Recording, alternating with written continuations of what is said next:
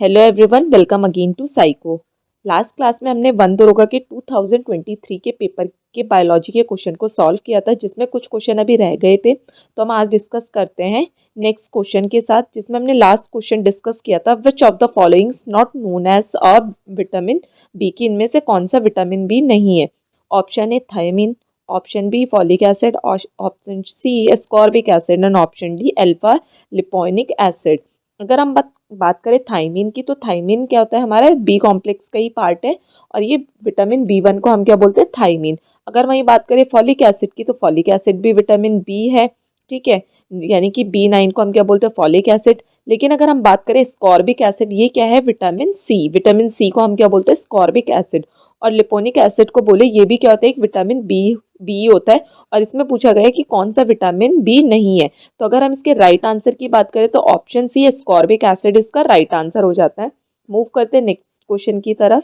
Question number 76। अब इसमें दिया गया a few statement regarding sexual reproduction are given below, कि इनमें से कुछ सेक्सुअल रिप्रोडक्शन के रिगार्डिंग कुछ सेंटेंस दिए गए, कुछ तथ्य दिए गए, और हमें बताना है कि इनमें से कौन से जो सेंटेंस है वो ठीक है। तो पहला ऑप्शन दिया गया, asexual reproduction does not require two individual, की सेक्सुअल या लैगिंग जनन के लिए दो जीवों की आवश्यकता नहीं होती। तो ये क्या है, रॉन्ग है, क्योंकि हमें रिक्वायरमेंट होती है टू इंडिविजुअल की। नेक्स्ट ऑप्शन है option number second, external fertilisation is a rule during the sexual reproduction, की लैगिंग जनन के समय बाह्य निषेचन ही होता है। तो ये भी क्या रॉन्ग है। अब थर्ड स्टेटमेंट की बात करें, तो sexual reproduction generally involve gamete fusion, कि लैगिंग जनन में सामान्यता युग्मक संलय होता है। तो ऐसा होता है क्योंकि गैमेट फ्यूजन, सेक्सुअल रिप्रोडक्शन में क्या होता है, गैमेट का फ्यूजन होता है, ठीक है। तो इसमें थर्ड स्टेटमेंट करेक्ट है। अब फोर्थ स्टेटमेंट की बात करें, मियोसिस अकर ड्यूरिंग सेक्सुअल रिप्रोडक्शन, तो लैगिंग जनन में अर्धसूत्री विभाजन होता है। तो हमें पता है जो क्रोमोसोम्स होते हैं वो क्या होते हैं, हाफ डिवाइड हो जाते हैं, जो सेल्स होती है वो हाफ में डिवाइड हो जाती है। तो यानी कि ऑप्शन 4 की बात करें, ये भी राइट है कि meiosis occur during the sexual reproduction. तो इसके राइट आंसर की बात करें, तो ऑप्शन नंबर सी इसका राइट आंसर हो जाता है, third and fourth. Next question है question number 18, on the injury bleeding occur to avoid this which of the following help plugging the leak by making cloth at the point of injury, कि घाव हो जाने पर रक्तस्राव होता है, इस समस्या से बचने के लिए निम्न में से कौन से घाव के स्थान पर थक्का बनाकर रसाव रोकने में काम करता है। तो सिंपली यहाँ पे पूछा गया ब्लड क्लॉटिंग के लिए कौन सी हमारी जो ब्लड सेल होती है उसमें ब्लड क्लॉटिंग के लिए कौन हेल्पफुल होती है। तो अगर हम बात करें सबसे पहले मोनोसाइट्स की, तो मोनोसाइट क्या होता है, एक डब्ल्यूबीसी का, ये क्या है, डब्ल्यूबीसी यानी कि जो व्हाइट ब्लड सेल होती है उसका टाइप है। और मोनोसाइट का काम क्या होता है, इन्फेक्शन से फाइट करना, साथ में इन्फ्लामेशन को ट्रीट करना। अब अगर हम लिम्फोसाइट की बात करें, तो ये बात करें डब्ल्यूबीसी की, यानी कि व्हाइट ब्लड सेल, श्वेत रक्त कणिकाओं की बात कर रहे हैं। तो ये क्या होती है, हमारी इम्यून सेल होती है, लेकिन ब्लड क्लॉट में हेल्प नहीं करती है। वहीं अगर हम प्लेटलेट की बात करें, तो प्लेटलेट को हम क्या बोलते हैं, प्लेटलेट ही क्या करती है, ब्लड के क्लॉटिंग में हेल्प करती है। यानी कि अगर हम इसके राइट आंसर की बात करें, तो प्लेटलेट इसका राइट आंसर हो जाता है। और अगर हम बात करें ऑप्शन डी की, बेसोफिल, तो बेसोफिल भी क्या है, एक डब्ल्यूबीसी व्हाइट ब्लड सेल का ही टाइप से, जो एलर्जी हो गया, ये क्या करता है, बॉडी को इन्फेक्शन से फाइट करने में हेल्प करता है। तो इसका राइट आंसर हो गया, ब्लड क्लॉट के लिए जो प्लेटलेट है वो रिस्पॉन्सिबल होती है। नेक्स्ट क्वेश्चन है, which of the following is a plant hormone, की निम्न में से कौन सा एक प्लांट हार्मोन है।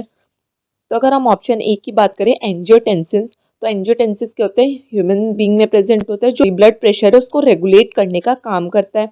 रेनिन की बात करें, ये भी एक एंजाइम होता है, और ये क्या होता है, किडनी में प्रोड्यूस होता है, ये भी क्या करता है, बीपी को रेगुलेट करने का काम करता है, साथ में जो हमारा रास सिस्टम है उसमें भी हेल्प करता है। डोपामिन की बात करें, तो डोपामिन भी एक ह्यूमन हार्मोन है, और इसको हम हैप्पी हार्मोन के नाम से भी जानते हैं। लास्ट बात करें साइटोकाइनिन, तो साइटोकाइनिन के एक प्लांट हार्मोन है, जो क्या करता है, रेगुलेट करता है सेल डिवीजन को, और साथ में ग्रोथ को, जो प्लांट में ग्रोथ हो रही है उसको रेगुलेट करने का काम करता है। तो ए बी एंड सी क्या है, ह्यूमन हार्मोन है। तो ऑप्शन डी इसका राइट आंसर है, साइटोकाइनिन, जो क्या है, एक प्लांट हार्मोन है। नेक्स्ट क्वेश्चन है, when bark of a tree is remove near the base in circular form, tree dries up and die because, कि यदि किसी वृक्ष की छाल तने बनी निचले भाग में गोलाई से निकाल दी जाए तो वृक्ष सूखकर मर जाता है, क्योंकि। तो इसमें ऑप्शन ए है, water from soil can not raise the aerial part, option B है roots are starve due to lack of energy, option C है ट्री इन्फेक्टेड बाय माइक्रोब्स, और ऑप्शन डी है root does not receive oxygen from the respiration. तो अगर इसके right answer की बात करें तो ऑप्शन नंबर 20 का राइट आंसर है कि जड़ें ऊर्जा के अभाव में भूखी रह जाती है और जिसके कारण क्या होता है उसको एनर्जी नहीं मिल पाती और वो सूख के झड़ जाती है। तो ऑप्शन 20 का राइट आंसर है। मूव करते हैं नेक्स्ट क्वेश्चन की तरफ।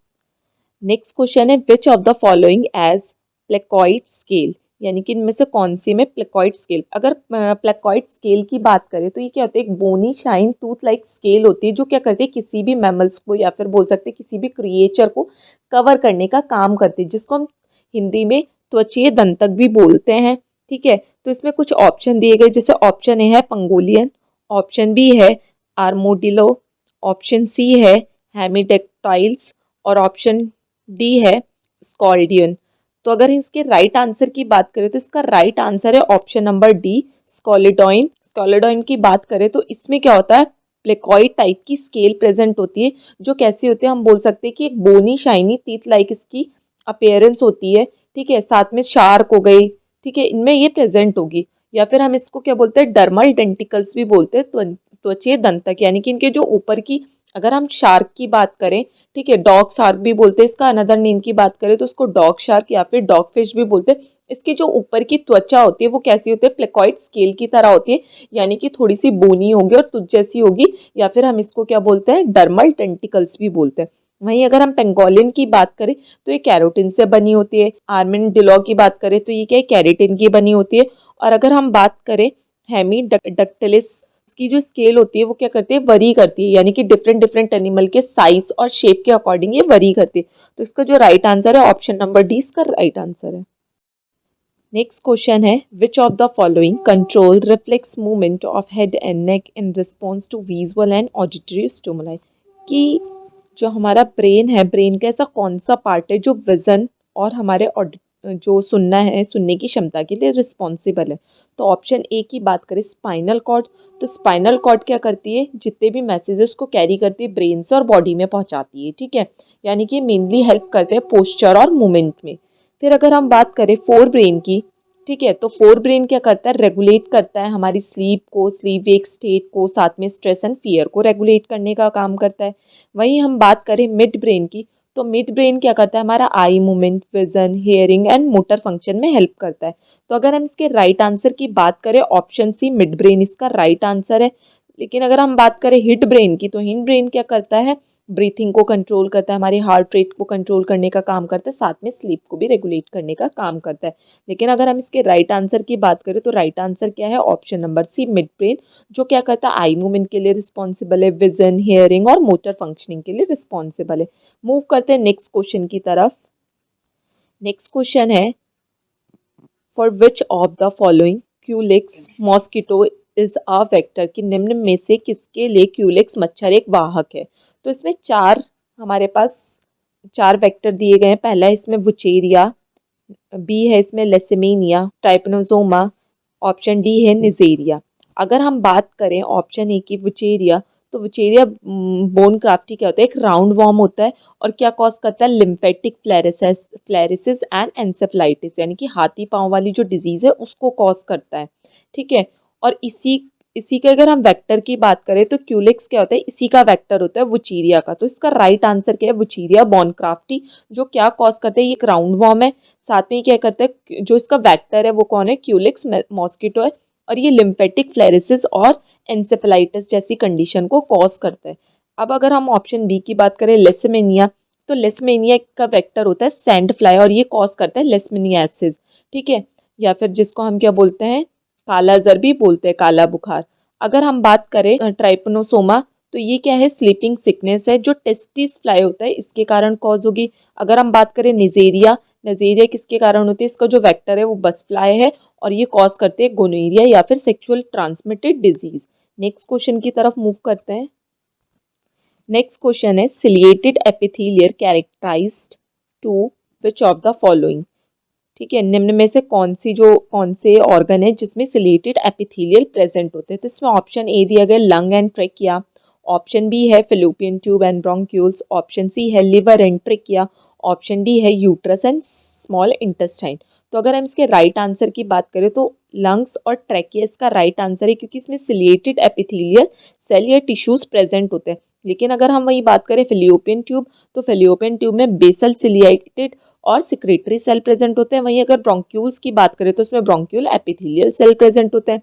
लिवर की बात करें तो लिवर में एंडोथेलियल और हिपेटोसाइट प्रेजेंट होंगे। ट्रैकिया की बात करें तो हमने पहले डिस्कस कर लिया कि ट्रैकिया में क्या होता है, सिलिएटेड एपिथेलियल या फिर बेसल सेल प्रेजेंट होते हैं।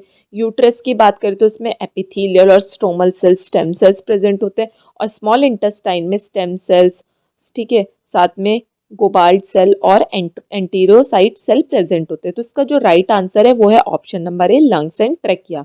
मूव करते हैं नेक्स्ट क्वेश्चन की तरफ। नेक्स्ट क्वेश्चन है choose the correct statement from the following. तो इनमें से करेक्ट स्टेटमेंट है जो हमें बताना है। तो ऑप्शन ए है इसमें typhoid, cholera, tuberculosis are cause by virus. अब अगर टाइफाइड, कोलेरा और ट्यूबरकुलोसिस की बात करें कि ये वायरल डिजीज है, लेकिन जो ट्यूबरकुलोसिस होता है वो हमें पता है वो किसके कारण कॉज होता है, बैक्टीरिया, दैट इज माइक्रोबैक्टीरियम ट्यूबरकुलाई। वहीं अगर हम टाइफाइड की बात करें तो इसका पॉजिटिव एजेंट भी कौन होता है, साल्मोनेला टाइफी। तो ये राइट ऑप्शन नहीं है। नेक्स्ट बात करते हैं the antibiotic penicillin block the bacterial process and synthesis of DNA. तो इसमें पेनिसिलिन बोला गया है, तो पेनिसिलिन क्या करती है, बैक्टीरियल प्रोसेस को ब्लॉक कर देती है। लेकिन ये क्या करते हैं, बैक्टीरियल वॉल के सिंथेसिस को इनहिबिट कर देती है, या फिर जो बैक्टीरिया का वॉल का सिंथेसिस हो रहा है उसको ब्लॉक या उसके सिंथेसाइज को ब्लॉक करके या खत्म ही कर देती है। तो ये भी क्या है, रॉन्ग आंसर है। फिर ऑप्शन सी की बात करें, the all the virus live inside host cell where bacteria very rarely do, कि सभी विषाणु पोषी कोशिका के अंदर रहते हैं जबकि जीवाणु में या कभी कभार भी देखे जाते हैं। तो ये क्या है, राइट है। यानी कि अगर हम क्वेश्चन नंबर 89 के राइट आंसर की बात करें तो ऑप्शन नंबर सी इसका राइट आंसर है। और अगर लास्ट ऑप्शन की बात करें, all bacteria multiply inside the host cell, ऐसा नहीं होता है। तो इसका जो राइट आंसर है ऑप्शन नंबर सी इसका राइट आंसर बन जाता है। नेक्स्ट क्वेश्चन की तरफ मूव करते हैं। नेक्स्ट क्वेश्चन है which of the following indicate that traits में बी डोमिनेंट एंड रिसेसिव। तो इन्होंने बोला है कि इनमें से कौन से लक्षण में डोमिनेंट और रिसेसिव ट्रेंड पाए जाते हैं, या कौन इंडिकेट करता है, इनमें से कौन से इंडिकेट करता है कि इनके जो ट्रेंड है वो डोमिनेट और रिसेसिव है। तो इसमें ऑप्शन बी दिया गया है dihybrid cross, back cross, option C है मोनो हाइब्रिड क्रॉस और ऑप्शन डी है टेस्ट क्रॉस। तो इसका जो राइट आंसर है वो है टेस्ट क्रॉस। ठीक है, आप सभी ने पढ़ा होगा मटर जो पी के पौधे में मेंडल ने अपने एक्सपेरिमेंट किया था और उसने बताया था कि जो कैपिटल टी और स्मॉल टी का जब क्रॉस ओवर करवाते हैं, ठीक है, तो उसी को हम क्या बोलते हैं, टेस्ट क्रॉस बोलते हैं, जिससे एक नई फसल या फिर नई जनरेशन अराइज होती है। तो इसका जो राइट आंसर है वो है option number D, test cross. Next question है Widal test is use for susceptibility of, की विडाल जो टेस्ट है वो किस रोग के लिए हम करते हैं। तो ऑप्शन ए है टाइफाइड, ऑप्शन बी है स्लीपिंग सिकनेस, ऑप्शन सी है yellow fever and option D है डेंगू। तो जो इसका राइट आंसर आप सभी को पता होगा, जो विडाल टेस्ट है वो टाइफाइड को डायग्नोस करने के लिए यूज किया जाता है। तो इसका जो राइट आंसर है ऑप्शन नंबर ए, टाइफाइड। क्योंकि जो स्लीपिंग सिकनेस है उसके लिए कोई स्पेसिफिक टेस्ट नहीं होता, हम सिर्फ ब्लड टेस्ट या फिर सेरेब्रोस्पाइनल फ्लूइड का टेस्ट करते हैं। वहीं येलो फीवर की बात करें तो इसमें हम वायरल आरएनए पीसीआर टेस्ट और साथ में जो एंटीबॉडी टेस्ट है वो करते हैं, साथ में एलाइजा भी कर सकते हैं। और डेंगू की बात करें तो इसमें भी हम NS1 ELISA, enzyme linked immunosorbent assay test कर सकते हैं, साथ में IgM एंटीबॉडी को चेक कर सकते हैं और IgG एंटीबॉडी को चेक कर सकते हैं डेंगू में। तो विडाल टेस्ट हम किसके लिए करते हैं, टाइफाइड के लिए। ऑप्शन इसका राइट आंसर है। नेक्स्ट क्वेश्चन है which of the following option include the pollutant consider by national air quality index, कि निम्न में से कौन से विकल्प में वे प्रदूषक राष्ट्रीय वायु गुणवत्ता में दिए गए हैं, से लिए गए हैं। ठीक है, तो एयर क्वालिटी इंडेक्स जो नेशनल एयर क्वालिटी इंडेक्स है उन्होंने इनमें से किस ऑप्शन को कंसीडर किया। तो ऑप्शन ए, ऑप्शन बी और ऑप्शन सी और डी है। तो अगर हम बात करें क्वेश्चन नंबर 92, इसका राइट आंसर क्या है, ऑप्शन नंबर बी, यानी कि PM10, PM2.5, जिसमें NO2, SO2, CO2, O3, NH3 and PB ये सारी गैसेज आ जाती है। तो इसका जो राइट आंसर है वो है option number B. Next question पे मूव करते हैं। नेक्स्ट क्वेश्चन है the phosphate group in a free nucleotide molecule is asserted to the OH group of sugar molecule at which of the following position, कि इसमें से जो molecule है इसमें ऑप्शन दिए गए कि इनमें जो मॉलिक्यूल है वो कौन से प्लेस पे एग्जिस्ट करेंगे या प्लेस करे जाएंगे। तो अगर हम 93 के राइट आंसर की बात करें तो इसका राइट आंसर है ऑप्शन नंबर सी, फिफ्थ और यानी कि C5 एंड C3 पोजीशन इसका राइट आंसर हो जाता है। नेक्स्ट क्वेश्चन है identify the correct match between the tiger reserve and it's states. तो इसमें एक टाइगर रिजर्व, ठीक है, जिसमें हमें बताना है कि वो कौन से स्टेट में प्रेजेंट है। तो अगर हम बात करें, option A Manas Assam, option B Corbett Madhya Pradesh, option C Bandipur Tamil Nadu, option D Palamau Orissa. तो अगर इसके राइट आंसर की बात करें, ऑप्शन नंबर ए इसका राइट आंसर है, मानस असम में है। ठीक है, नेक्स्ट क्वेश्चन पे मूव करते हैं।